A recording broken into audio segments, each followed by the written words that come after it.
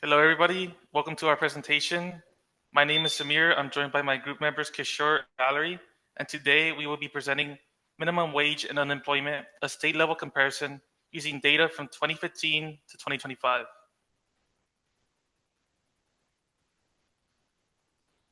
Next slide, please. Okay. All right, so to begin with, let's do a quick introduction to our project. When we first began this project, we started off with the question, do higher state minimum wages lead to higher unemployment?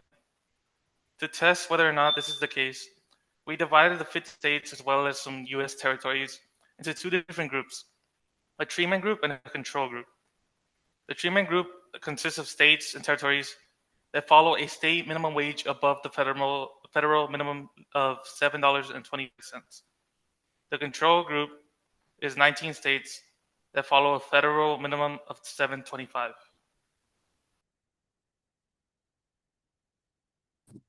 So for our literature review, our literature shows that minimum wage policy should not be evaluated in isolation, but rather alongside tax and transfer systems. One of our sources by Vergara examines whether minimum wages should be used in combination with income taxes, corporate taxes, and transfers to achieve optimal redistribution. His findings also show that minimum wages can increase social welfare when they raise post-tax income for low-skilled workers and when corporate profit incidence is substantial. So importantly, the study also shows that many US state minimum wages remain below welfare maximizing levels given existing fiscal arrangements. And Lavachia also emphasizes how after tax wages are quite important, as her model shows that welfare effects of minimum wage increases depend on how much income workers retain after taxes. And in some cases, overall welfare may increase even if unemployment rises slightly. So as long as tax burdens remain moderate, it all works. Together, these studies highlight that employment and welfare outcomes are shaped by the interaction between minimum wage policy and the broader tax system.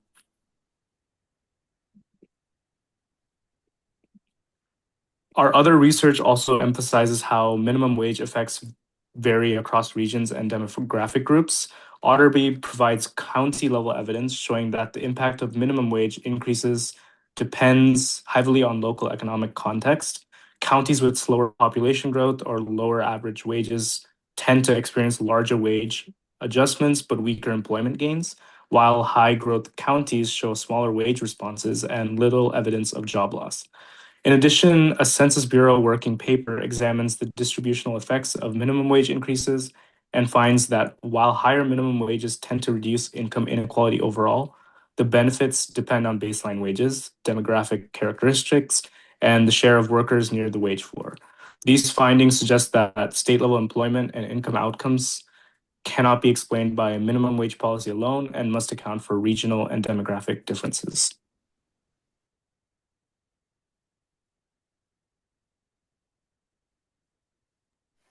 Okay, so before we talk about the theory part of the minimum wage, let's go over the history of the minimum wage. So the origin of the minimum wage dates back to when FDR, Franklin D. Delano Roosevelt, signed into effect the Fair Labor Standards Act of 1938. This act aimed to set a wage floor and limit the amount of work hours that workers were forced or had to do it per week. Since then, the minimum wage has increased nominally, but not much in real terms. If you look on the right, we have a graph. This is the real value of the minimum wage throughout the years. As you can see, the minimum wage's value actually peaked back in 1968, only 30 years after it was established, not even in the midpoint between then and now. The last time the minimum wage was increased was in 2009.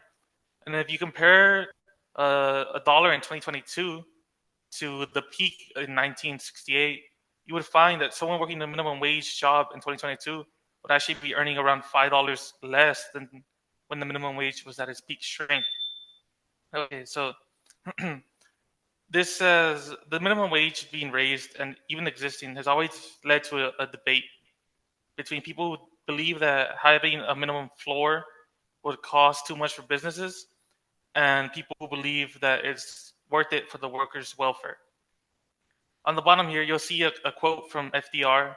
the night before he signed the Fair Labor Standards Act, which I think really stuck out. He said, "Do not let any calamity-howling executive with an income of $1,000 a day tell you that a wage of $11 a week is going to have a disastrous effect on all American industry."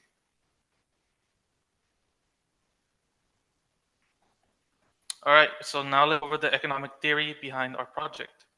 So when looking at the labor market, which is, and specifically the minimum wage labor market, we look at a supply and demand model. Here we have three different types of supply and demand models: a competitive labor market on the top left, a monopsony labor market on the top right, and then an example of the efficiency wave theory on the bottom.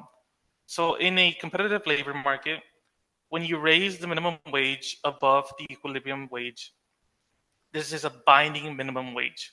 So that means unemployment is inevitable, but if you only raise it slightly, then you only have a slight amount of unemployment, and that's typically the goal.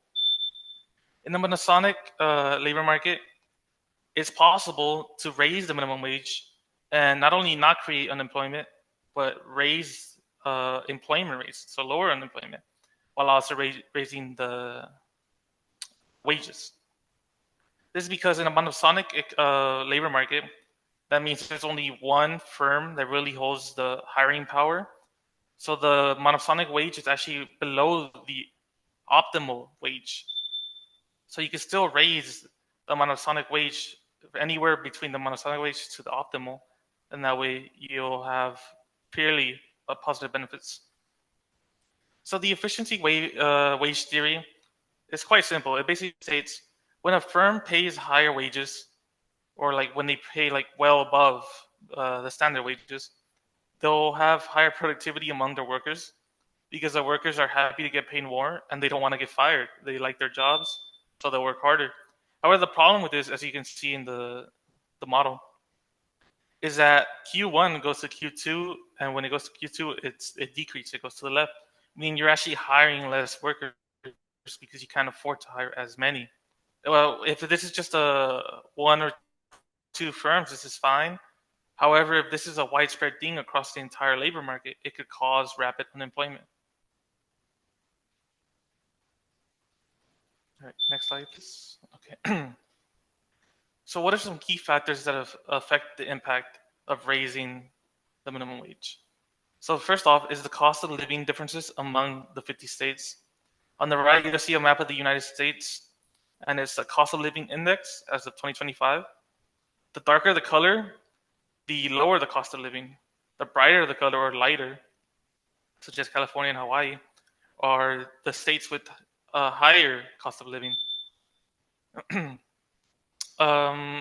So another factor is binding versus non-binding wage floors.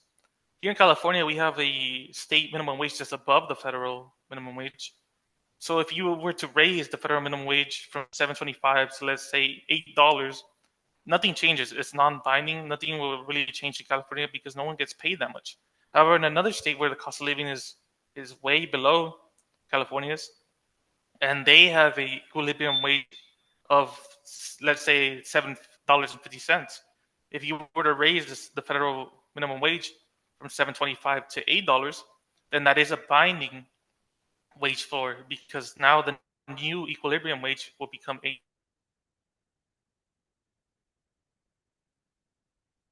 Workers actually, obviously, I guess, earn above the minimum wage. I saw a statistic from the Bureau of Labor Statistics. They released a statement saying that only 1.1% of all hourly workers work for at the federal minimum wage or below in 2023. So that means 98.9% of hourly workers actually get paid above. So raising the minimum wage actually doesn't really affect a lot of the hourly workers, just a small percentage, which is why if we do raise the minimum wage, if you do it slowly, we expect that there won't be any rapid increases in unemployment, just small and acceptable. And then the last factor is that labor markets vary by state, not only by state, but by city. Some cities are more expensive. So the same job in one city or state will get paid different to another city or state. It's just how local markets operate. Okay, next slide. So the measurements that we used was the U3 rate. The U3 rate is the official and most commonly reported measurement of unemployment. This rate only includes individuals who are jobless, available to work, and have actively searched for unemployment within the past 4 weeks. Another rate available is the U6 unemployment rate. The U6 rate has a much broader measurement, which captures people who are not in the U3, like those who have given up um, the willingness to work. For our data description, we use the unemployment rates of U3 from the Bureau of Labor and Statistics from 2015 to 2025. In our data, we use 50 states plus District of Columbia and Puerto Rico. We classified these two groups as treatment and controlled group. Throughout this 10-year span, we were able to calculate all the averages between pre-COVID, during the COVID pandemic, and the recovery afterwards. We noticed that they seem to move parallel with a very slight increase on the treatment side,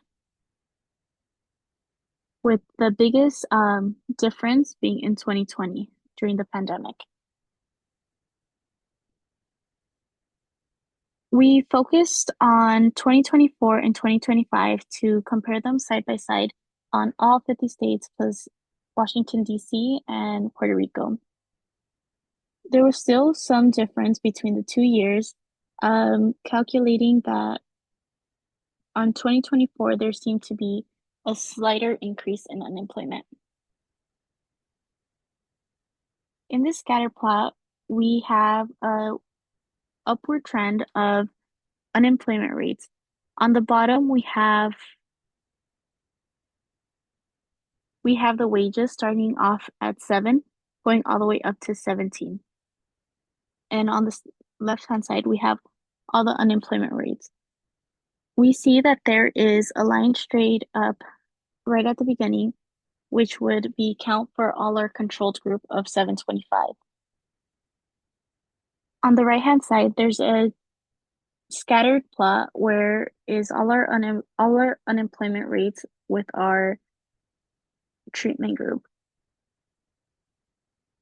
We are able to see that minimum wage alone is not a strong predictor since results are dispersed throughout the graph. For our t-test, our null is the same mean unemployment, alternative difference mean unemployment. For our results, we got P equals 0.0088. Our treatment states 0.82% points higher. For our dependent variables of 2025 unemployment, our treatment coefficient goes up by 0.539. Our support descriptive is that there seems to be a pattern in all the years, which results in a small effect.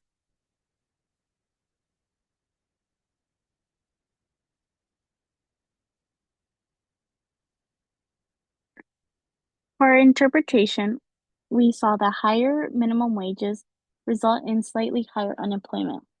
Differences are small and stable. Our national economic shock dominate unemployment trends, and our minimum wage policy alone does not explain the state differences.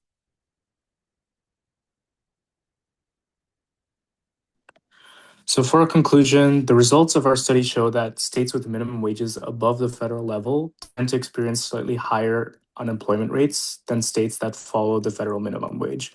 However, these differences are small, ranging from approximately 0.2 to 0.8%. And more importantly, the unemployment trends in both groups move almost identically over the entire 2015 to 2025 period. This suggests that broader macroeconomic forces such as nationwide business cycles, industry-level shocks, and the COVID-19 recession play a much larger role in determining unemployment outcomes than differences in minimum wage policy. Although the statistical tests show significant differences, the magnitude of those differences is limited and stable over time. Overall, our findings are consistent with the existing literature on minimum wage policy.